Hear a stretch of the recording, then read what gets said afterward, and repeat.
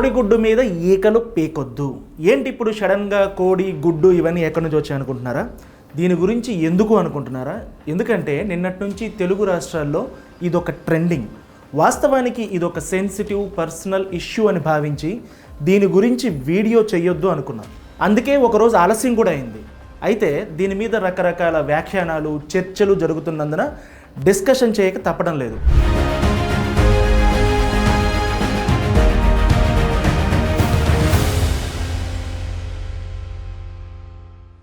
మళ్ళీ కోడిగుడ్డు దగ్గరకు వద్దాం. ఇదేదో పాత తెలుగు నుడికారం గురించి చెప్పడం కాదు.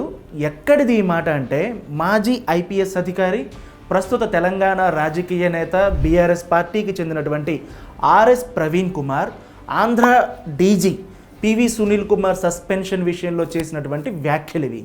సునీల్ కుమార్కు మద్దతుగా ఆయన మాట్లాడడం ఇదే మొదటిసారి కాదు, ఇంతకు ముందు కూడా సపోర్ట్ చేశారు.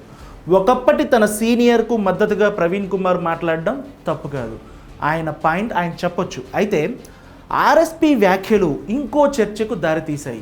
తీవ్రమైనటువంటి ఆరోపణలు ఉన్నటువంటి వ్యక్తికి సపోర్ట్ చేయడం, ఐపీఎస్ సర్వీస్ రూల్స్ను అతిక్రమించినా సపోర్ట్ చేయడంతో పాటు పక్క రాష్ట్ర వ్యవహారాల్లో వేరే రాజకీయ పార్టీ నాయకులు జోక్యం చేసుకోవడం అవసరమా అనే వరకు వ్యాఖ్యానాలు వెళ్ళడం, దళిత్ విక్టిమ్ కార్డు, కులాన్ని ఇమ్యూనిటీగా వాడుకుంటున్నారనే వ్యాఖ్యానాల వరకు ఇవన్నీ జరిగాయి. ఎందుకంటే ఆర్ఎస్ ప్రవీణ్ కుమార్ కేవలం మాజీ ఐపీఎస్ మాత్రమే కాదు, బీఆర్ఎస్ పార్టీలో ముఖ్య నేత కూడా. జస్ట్ జరుగుతున్న విషయాన్ని అనలైజ్ చేద్దాం. వ్యాఖ్యలు కరెక్టో కాదో, ఆయన చేసినటువంటి వ్యాఖ్యలు కరెక్టో కాదో మీరే కామెంట్ రూపంలో స్పందించండి.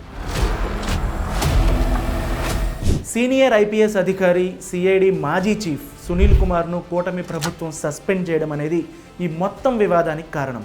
అయితే సునీల్ కుమార్పై ఈ ప్రభుత్వం కోపం ఇప్పటిది కాదు, కిందటి జగన్ ప్రభుత్వంలో సునీల్ కుమార్ తన పరిధి దాటి వ్యవహరించారని టీడీపీ నేతలు అనేక సార్లు అప్పట్లోనే బహిరంగంగా ఆరోపించారు.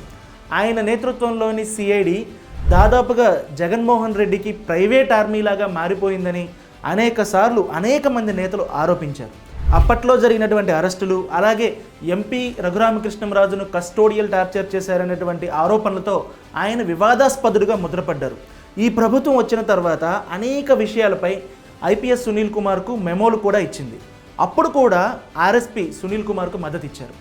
ఇక ఇప్పుడు సస్పెన్షన్కు దారితీసిన పరిస్థితి ఏంటి అంటే, 2019, 2024 మధ్య సునీల్ కుమార్ 6 సార్లు విదేశీ పర్యటన చేశారు. అందులో 3 సార్లు ప్రభుత్వ అనుమతి తీసుకున్నారు, కానీ చెప్పిన చోటకు కాకుండా వేరే దేశానికి వెళ్ళారు. జార్జియా వెళుతున్నాను అని చెప్పి అబుదాబికి, అమెరికా వెళ్తున్నానని చెప్పి యూకేకి వెళ్ళారు. ఇక మరో 3 సార్లు అసలు ఎలాంటి అనుమతి తీసుకోకుండానే యుఏఈ, యుఎస్, స్వీడన్ దేశాలకు వెళ్ళొచ్చారు. ఇదే కారణంతో ఆయన్ను సస్పెండ్ చేశారు. ఇది కాకుండా వేరే ఆరోపణలు, కేసులు కూడా ఆయనపై ఉన్నాయి. అయితే ఆర్ఎస్ ప్రవీణ్ కుమార్ ఈ సస్పెన్షన్ వచ్చిన వెంటనే ఓ పెద్ద ట్వీట్ వేశారు. అది ఇక్కడ పక్కన ప్లే అవుతుంది, మీరు చూడండి.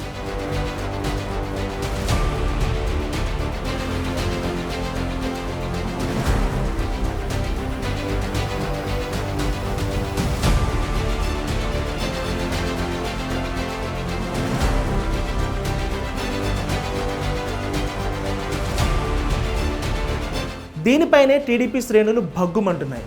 ప్రవీణ్ కుమార్ ఓ రాజకీయ నేత కాబట్టి దాన్ని రాజకీయ ఆరోపణగాను, టీడీపీ వాళ్ళ రెస్పాన్స్ను ఓ రిటార్డ్గాను చూసుకున్నా, ప్రవీణ్ కుమార్ మాట్లాడిన వాటిలో అవి కాకుండా ఇంకా చాలా విషయాలు ఉన్నాయి. వాటిపైన కూడా చర్చ జరుగుతోంది. పివి సునీల్ కుమార్ సస్పెన్షన్ను ఆయన ఖండించారు. అంతవరకు ఆయన అభిప్రాయం ఓకే. ఆ తర్వాత విదేశాలకు వెళ్ళారని సస్పెండ్ చేయడం, కోడిగుడ్డు మీద ఈకలు పీకడమే, ఇది అట్టర్ నాన్సెన్స్ అంటూ ఆయన రాశారు. ఇదే point of discussion. All India service నిబంధనల ప్రకారం ఏఐఎస్ అధికారులు విదేశీ పర్యటనలు చేస్తే ఖచ్చితంగా ఆ విషయాన్ని ప్రభుత్వానికి చెప్పాలి. ఇది జూనియర్లు కూడా పాటిస్తారు. మరి అంతటి సీనియర్లు అయినటువంటి సునీల్, ప్రవీణ్ కుమార్లకు ఈ విషయం తెలియకుండా ఉండదు కదా? ఉంటుంది. ఒకవేళ తెలిసినా సునీల్ కుమార్ ఒక్కరే కాదు, చాలామంది ఐఏఎస్, ఐపీఎస్ అధికారులు ఇలా చేస్తున్నారు. దీనిని అంతగా పట్టించుకోవలసిన విషయం కాదు. ఇదే కోడిగుడ్డు మీద ఈకలు పీకటం అన్నదే ఆర్ఎస్పీ ఉద్దేశం ఏమో. అయితే ఇక్కడ ఇంకో ప్రశ్న కూడా ఉంది. విదేశాలకు వెళ్ళడం, చెప్పకుండా వెళ్ళడం తప్పు కాదు. వెళ్ళినా దాన్ని చెప్పకుండా వెళ్ళినా దాన్ని జస్ట్ వైలేషన్ అనుకోవచ్చు. కానీ మరి ఒక దేశం పేరు చెప్పి మరో దేశం వెళ్ళాల్సిన అవసరం ఏమొచ్చింది? అలా 3 సార్లు అబద్ధాలు ఎందుకు చెప్పారు? పైగా ఈ ప్రభుత్వం, అంతకు ముందున్న ప్రభుత్వం అయినా ఏ ప్రభుత్వం అయినా సరే, ఆయన విదేశాలకు వెళ్తానంటే ఏ దేశం వెళ్తున్నారో ఆ దేశానికి పర్మిషన్ ఇస్తారు. ఒక దేశానికి పర్మిషన్ ఇచ్చినప్పుడు ఇంకో దేశానికి పర్మిషన్ ఇవ్వకుండా ఉండరు. మరి అబద్ధం ఎందుకు చెప్పాల్సి వచ్చింది? అయితే ఇక్కడ ప్రభుత్వ జీవో ప్రకారం అదే ఉంది. ఆయన తప్పు చేశారని ఒక దేశం పేరు చెప్పి మరో దేశానికి వెళ్ళారని అంటున్నారు. ఒకవేళ అది నిజం కాకపోతే, జీవోలో విన్న విషయం తప్పు అయితే, ఆ విషయం తప్పు అని అటు సునీల్ కుమార్ కానీ లేదా ఆయన్ని సపోర్ట్ చేస్తున్నటువంటి ప్రవీణ్ కుమార్ కానీ సమాధానం చెప్పాలి. వాళ్ళు ఇంకా చెప్పలేదు. ఇక రెండో విషయం, డిప్లొమాటిక్ పాస్పోర్ట్ జనరల్గా కేంద్ర మంత్రులు, ముఖ్యమంత్రులు, ఇతర రాజ్యాంగ హోదాల్లో ఉన్న వారికి ఉంటుంది. అది లేదు అని చెప్పడం వెనక ఉద్దేశం ఇక్కడ ఆక్రోశం మాత్రమేనా, లేక అలా ఉండాలని ఆయన కోరుకుంటున్నారా, లేక ఇదైనా రాజకీయ ఆరోపణ? ఇక ఇంకో పాయింట్, దావోస్కు తండ్రి కొడుకులు ప్రభుత్వ డబ్బుతో వెళ్ళారు, పివి సునీల్ కుమార్ తన సొంత డబ్బులతో వెళ్ళారు అని చెప్పడం ద్వారా ప్రవీణ్ కుమార్ దీన్ని పూర్తిగా పొలిటికల్ విషయంగా మార్చారు. నిజంగా సర్వీస్ రూల్స్కు సంబంధించి మాజీ సీనియర్కు సపోర్ట్ చేయాలి అనుకుంటే అక్కడి వరకే పరిమితం అయి ఉండేది. దావోస్ అనేది అధికారిక పర్యటన. అటు చంద్రబాబు లోకేష్ వెళ్ళినా, లేక రేవంత్ రెడ్డి వెళ్ళినా, అంతకుముందు కేటీఆర్ వెళ్ళినా, లేకపోతే అంతకుముందు జగన్ వెళ్ళినా, ఇలా ఎవరు వెళ్ళినా కూడా ప్రభుత్వ పర్యటనలను ప్రభుత్వ నిధులతోనే వెళ్తారు. మరి ఈ కామెంట్కు అర్థం ఏంటి?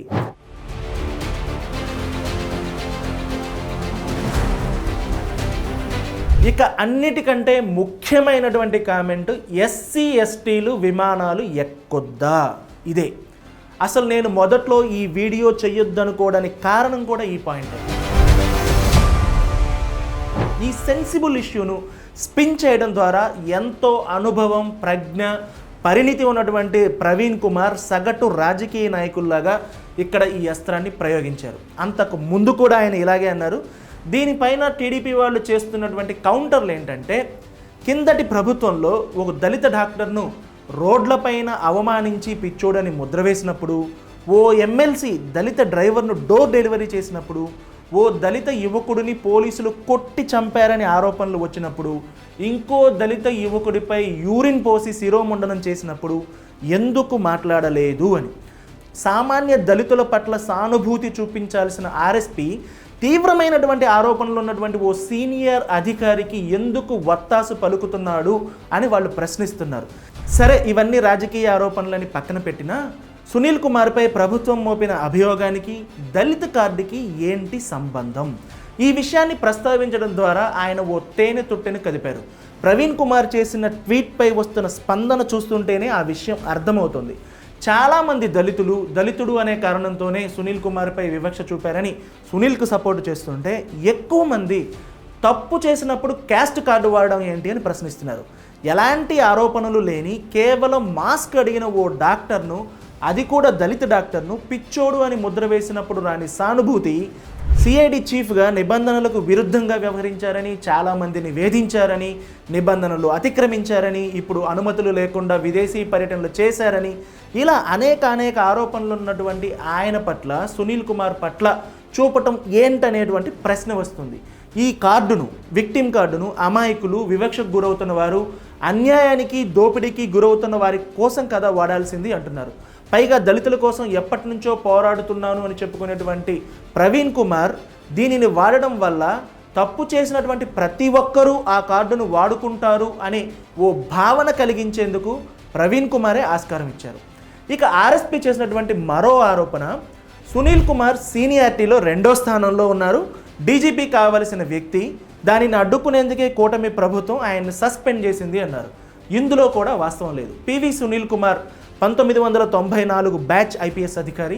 ఆయన కంటే ముందు 1990 నుంచి 94 వరకు సర్వీస్ ఉన్నటువంటి 8 మంది ఇంకా సీనియర్లు ఆయన కంటే ముందున్నారు. సీనియారిటీని పరిగణలోకి తీసుకోకుండా ఎవరినైనా ఎంపిక చేసుకునేటువంటి అవకాశం ఉంది, అది ప్రభుత్వ ఛాయిస్. కానీ మొదటి నుంచి సునీల్ కుమార్ అంటే పడని, అంతగా ఇష్టపడని ఈ ప్రభుత్వం ఆయన ఎందుకు తీసుకుంటుంది? ఇక ఈ ప్రభుత్వమే మరో 4 ఏళ్ల పాటు ఉండేందుకు ఖచ్చితంగా అవకాశం ఉంది. అప్పటికి ఆయన రిటైర్ కూడా అవుతారు. ఇవన్నీ కాకుండా అసలు ఇందులో ఏదైనా రాజకీయ కోణం ఉందా అన్నటువంటి అనుమానం కూడా ఉంది. తెలుగుదేశం తిరిగి తెలంగాణలో యాక్టివేట్ అవుతుందనేటువంటి వార్తలు వస్తున్నాయి. తెలుగుదేశాన్ని అవుట్రైట్గా వ్యతిరేకించినటువంటి బీఆర్ఎస్ రేవంత్ను టీడీపీతో ముడిపెట్టి లేదా నేరుగానో ఈ మధ్యకాలంలో ఆ పార్టీ మీద ఆరోపణలు చేస్తూనే ఉంది. ఆ కోణంలోనే బీఆర్ఎస్ నేత కూడా అయినటువంటి ప్రవీణ్ కుమార్ ఈ వ్యాఖ్యలు చేశారా అన్నది కూడా చూడాలి. కానీ తెలుగు తమ్ముళ్ళు మాత్రం సునీల్ కుమార్ సస్పెన్షన్ అనేది ఒక రాజకీయ నిర్ణయం కాదు, ప్రభుత్వ అంతర్గత వ్యవహారం. ఆంధ్ర ప్రభుత్వ నిర్ణయాలపై తెలంగాణ వాళ్ళు, తెలంగాణ పార్టీలు ఎందుకు మాట్లాడుతున్నారు?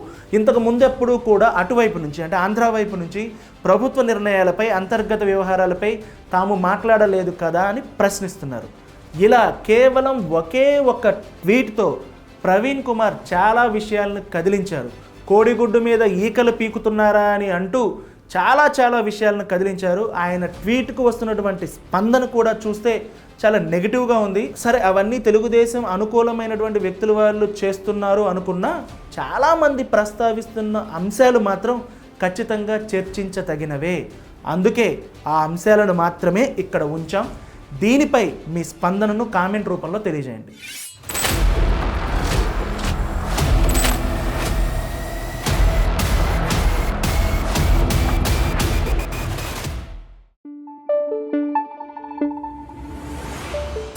Thank you.